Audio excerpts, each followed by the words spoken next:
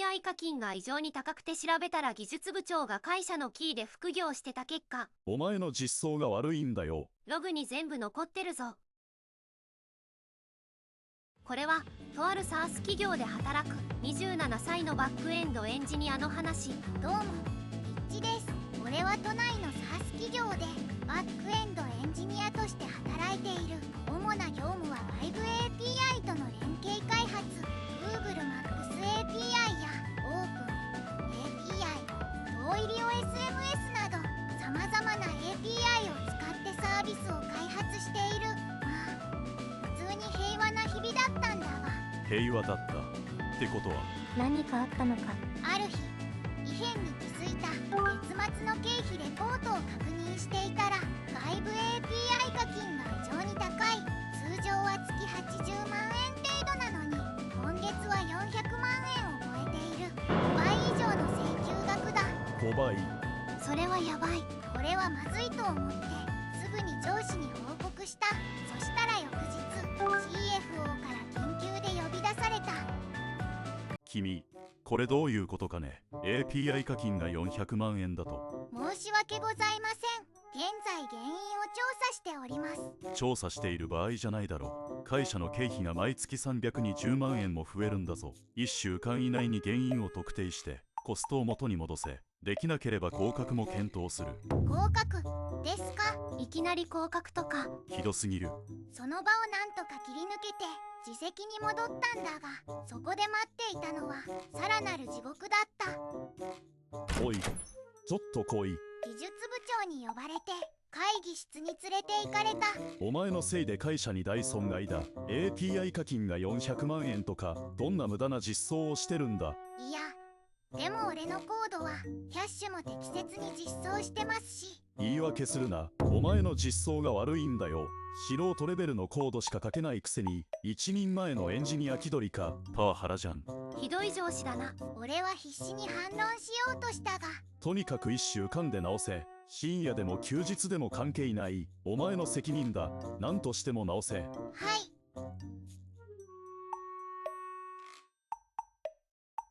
俺は深夜まで残ってコードを見直していた。でもどこを見ても無駄な API 呼び出しは見当たらない。キャッシュ機能も正常に動作している。おかしい。一体何が原因なんだ。イッチさん。どうした？大変そうですね。何か手伝えることあります？いや大丈夫。俺の責任だから。そうですか。じゃあ先に失礼します。同僚たちも俺に距離を置き始めていた。やっぱり合格候補は関わりたくないよな。あなた大丈夫？最近ずっと遅いし顔色も悪いわよ。実はな、会社でトラブルがあって降格されるかもしれない。降格？そんな住宅ローンもあるのに。大丈夫。なんとかする。絶対に原因を突き止める。その夜スレに書き込んでみた。それお前のせいじゃなくない？ API の課金が5倍とか、何か別の原因がある気がする。詳しくログを調べてみたら。そうだね。API のアクセスログとか。確かにログか。明日詳しく調べてみよう。翌日俺は朝一で API ダッシュボードにアクセスした。 Google クラウドの API コンソール、 AWS のコスト管理ダッシュボード、そして詳細なアクセスログを確認し始めた。そして見つけた。深夜2時から5時の間に異常な量の API リクエストが発生している。でもおかしい。俺たちのサービスは B2B 向けの業務アプリだから、深夜にアクセスするユーザーはほとんどいない。それは確かにおかしい。誰が深夜にアクセスしてるんだ。俺はアクセス統計を確認した。深夜帯のユーザーアクセスは通常時の10分の1以下だった。じゃあこの大量の API リクエストは一体どこから来ているんだ。俺はこの情報を持って技術部長に報告することにした。部長、少しよろしいでしょうか。なんだ、進捗報告か。はい、実は調査の結果、深夜2時から5時の間に異常な API リクエストが発生しています。しかし自社サービスのユーザーアクセスは深夜帯は非常に少ないんです。つまり何か別の原因が。何を言ってるんだお前は。別の原因？そんなもんあるわけないだろ。お前のコードにバグがあるんだよ。無限ループでも回してるんじゃないのか。いや、そんなことは。言い訳はいい。お前のせいで会社に損害が出てるんだぞ。責任取れるのか。申し訳ありません。話を聞いてないじゃん。なんか怪しい。そして数日後、人事部から正式な通知が届いた。一致さん、来月から平社員への降格となります。またボーナスは全額カットです。ボーナス全額カット。年俸では10万円以上下がることになる。ひどすぎる。原因も分かってないのに。昼休み、同僚の様子も変わっていた。一致さん、俺らちょっと急ぎの打ち合わせが。そう、分かった。完全に孤立していた。降格が決まった社員と関わりたくないのは当然だろう。あなた、降格が決まったって。来月から平社員だ。ボーナスも全額カット。年間では10万円も減るのよ。子供の教育費もあるのに。本当にすまない。でも俺のコードは間違ってないんだ。絶対に何か別の原因があるはずだ。その夜、再びスレに書き込んだ。深夜帯のアクセスが異常ってそれ絶対怪しいぞ。もっと詳しく調べてみたら。リファラー情報とか見れないの？そうだね。どこからアクセスされてるか、それを調べたらわかるかも。リファラー情報。そうだ、それならどのドメインからアクセスされているかわかる。明日徹底的に調べてみよう。週末、俺は自宅で徹底的な調査を開始した。 VPN で会社のサーバーに接続し、過去3ヶ月分の API アクセスログをダウンロードした。まずハリファラー情報を解析する。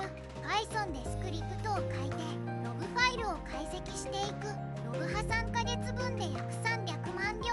ファイルサイズは 2GB 超え。でかすぎわろた。まず8時間帯でフィルタリング。営業時間外のリクエストだけを抽出すると異常なパターンが浮かび上がった。深夜2時から5時にかけて毎日規則的に大量のリクエスト。規則的ってことは自動化されてる？その通り。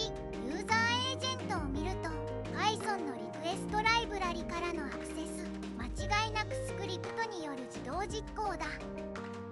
そして見つけた。深夜の API リクエストのリファラーに不審なドメインが大量にあった。リアル、エステート、サーチ、プロ、ドット、コム、不動産検索サービス。俺たちの会社のサービスとは全く関係ないドメインだ。何それ？会社の API キーが別のサービスで使われてる。このドメインを調べてみよう。まずはフーイズ情報を確認する。そして信じられないものを見た。登録者名、技術部長の実名、登録住所、技術部長の住所。まさかこれは技術部長の個人サービスだ。マジかよ。会社の API 使って副業してるのか？このサイトにアクセスしてみた。不動産検索サービスで Google Maps API で地図を表示。OpenAI API で物件の説明文を自動生成。Twilio で物件情報の SMS 通知。すべて会社の API キーを使って動いているサービスだった。さらに調査を続けた。 API アクセスの IP アドレスを確認すると技術部長の自宅 IP アドレスと完全一致。過去1年分のログをすべて精査してみた。総額950万円分の API 使用。1年間で950万円の会社の API キーを使って副業していた。950万円。完全に横領じゃん。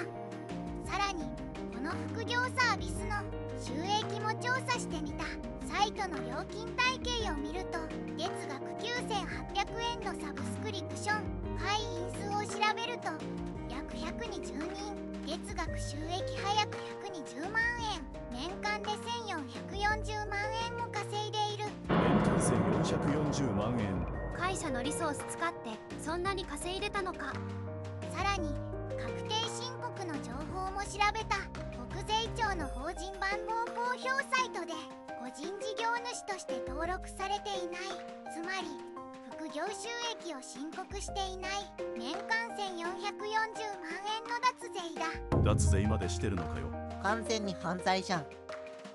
これは全ての証拠をまとめた API アクセスログ、リファラー情報の解析結果、フーイズ情報、IP アドレスの照合結果、過去1年分の不正使用の記録、副業サービスの収益分析、確定申告ノームの確認、完璧な証拠が揃った。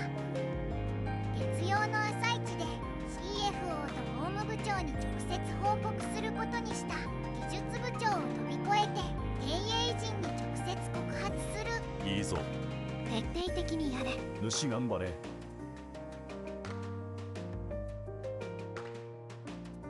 月曜の朝、出社と同時に CFO と法務部長に直接アポを取った。重大な不正を発見しました。すぐに緊急会議の時間をください。わかった。今から会議室に来てくれ。30分後、緊急役員会議が開催された。 CFO、法務部長、社長、そして技術部長も呼ばれた。なんだこれは。お前何を企んでる。では説明させていただきます。これはノート PC を開いて会議室のモニターに資料を投影した。これはまずこちらが API アクセスログです。深夜2時から5時の間に大量の API リクエストが発生しています。そしてリファラー情報を解析すると、この不動産検索サービスからのアクセスでした。このドメインのフーイズ情報を見てください。登録者は技術部長です。なんだと。待て。それは。技術部長、これは一体どういうことですか。このサービスの運営者は誰なんです。それは名前が似ているだけで住所まで一致しているのに。まだ証拠はあります。過去1年分のログを精査した結果、総額950万円分の API 使用がこのサービスで行われていました。950万円だと。さらにこのサービスの収益を調査しました。月額120万円、年間1440万円の収益があります。しかし確定申告は行われていません。脱税までしているのか。違う。これは私のアカウントが乗っ取られたんだ。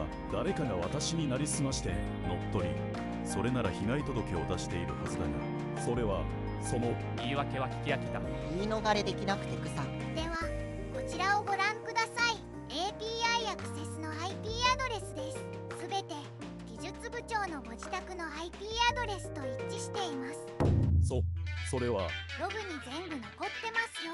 技術部長、これはどういうことだ。それはその。言い訳は聞きたくない。会社のリソースを私的に流用し950万円もの損害を与えた。さらに脱税までしている。懲戒解雇だ。損害賠償として950万円を請求します。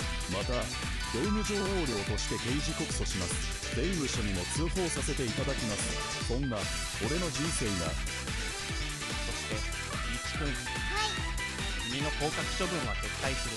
それどころか来月から課長に昇進だ。ありがとうございます。また特別ボーナスとして180万円を支給する。今後の API 管理体制の構築を任せたい。はい、頑張ります。無視。おめでとう。課長昇進プラス180万円とかすごすぎ。完全勝利な。